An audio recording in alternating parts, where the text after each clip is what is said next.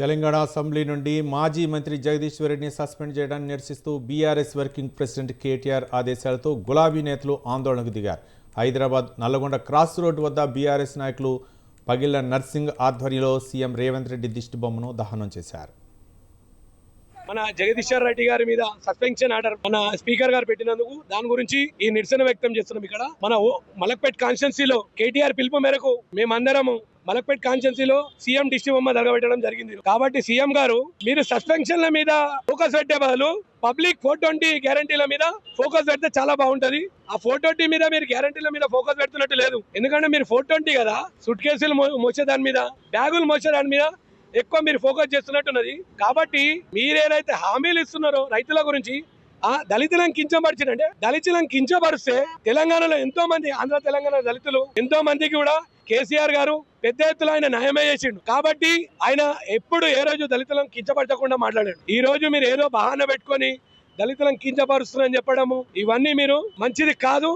ఏవైతే మీరు హామీలు ఇస్తున్నారో ఫస్ట్ హామీలు నెరవేర్చండి. నెరవేర్చినాక సస్పెన్షన్లు చేసుకోండి. అంటే మేము హామీల గురించి అడుగుతామని చెప్పి ముందుగానే సస్పెన్షన్ చేస్తున్నారు.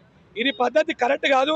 ఫస్ట్ మీరు కళ్యాణ లక్ష్మి రిలీజ్ చేయండి, దళిత బంధు రిలీజ్ చేయండి. కేసీఆర్ పెట్టిన దళిత బంధు ఎక్కడ పోయింది? కళ్యాణ లక్ష్మి తులం బంగారం ఎక్కడ పోయింది? హ్యాండికా పెన్షన్ ఎక్కడ పోయింది? బేవా పెన్షన్ ఎక్కడ పోయింది? పెన్షన్ పెంచుతున్నారు.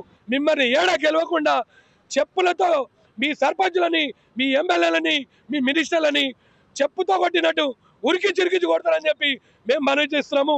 జై కేసీఆర్, జై కేటీఆర్, జై తెలంగాణ. మన జగదీష్ రెడ్డి సస్పెన్షన్ తీరును నిరసిస్తూ రాష్ట్ర వ్యాప్త నిరసనలో భాగంగా ఇల్లెందులో బీఆర్ఎస్ నేతలను పోలీసులు అడ్డుకున్నారు. నిరసన తెలపడానికి వచ్చిన బీఆర్ఎస్ నాయకులను తెలంగాణ తల్లి విగ్రహం వద్ద పోలీసులు అరెస్ట్ చేశారు. ఉద్యమ నాయకులను బీఆర్ఎస్ కార్యకర్తలను అరెస్ట్ చేసి ఇల్లెందు పోలీస్ స్టేషన్కు తరలించారు.